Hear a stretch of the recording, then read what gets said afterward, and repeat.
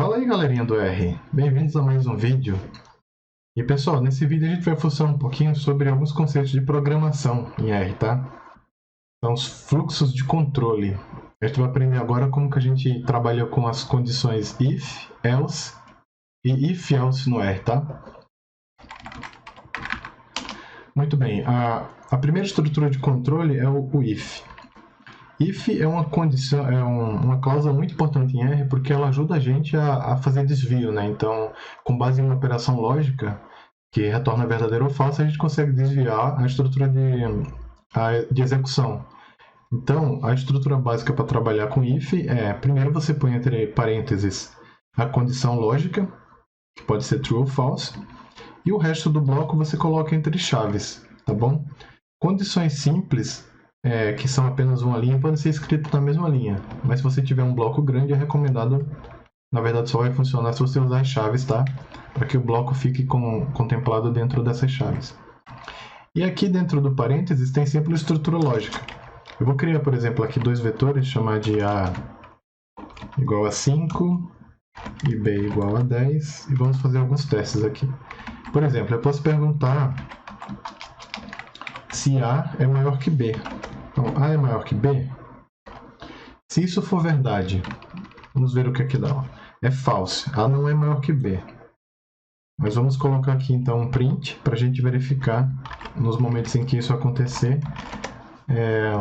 como é que vai ser a reação, né? Então, por exemplo, eu vou colocar aqui, se A for maior que B, ok. Então, quando eu executar, veja lá, galera, não apareceu nada no console, tá? Apenas o código da função, da operação do bloco de código, tá? Isso aconteceu por quê? Porque o resultado do meu teste lógico foi falso, tá? Agora, se eu inverter o sinal, por exemplo, A é menor que B, veja que ele vai imprimir no console agora o valor log ok, tá? Então, assim, a primeira diferença entre o if e o else, isolados, é que o if pode funcionar sem ter um else. Mas o else não pode funcionar sem if, né? Não faz sentido ter um else sem uma primeira condição que dá falso. E aí, como que a gente encadeia, né? A próxima seria o else. Então, a gente pode escrever else dessa forma. Logo após o if, criando essa estrutura legal aqui de encadeamento.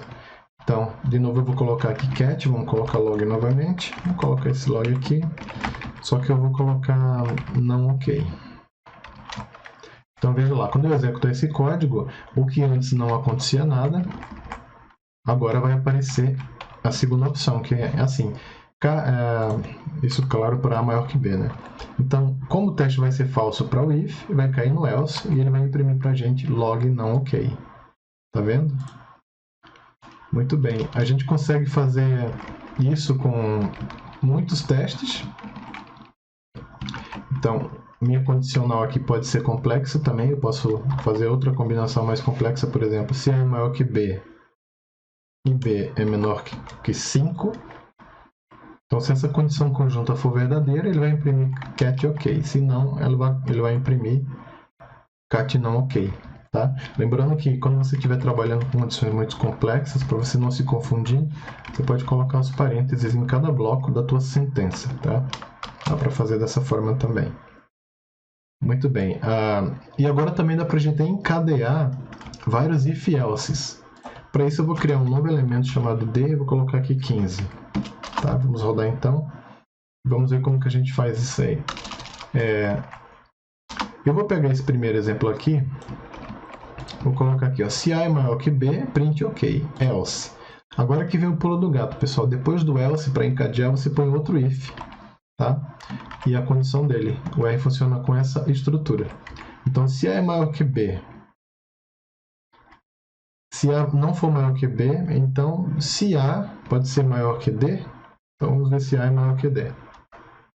Então, se A for maior que D, print log não ok. Se não, se, de novo, else if. Eu posso encadear um novo teste. Então, aqui, por exemplo, eu posso testar se B é maior que D. E por último, você pode colocar um último else. Ou nem precisa, porque se suas condições forem atendidas nas 3 primeiras cláusulas, não precisa colocar esse último else, tá? Cat final. Seria se não cair nenhuma dessas condições encadeadas, exiba no final lá. Então veja só, caiu na última, ó, cat final. Por quê? Porque eu tenho aqui, ó, A maior que B é falso.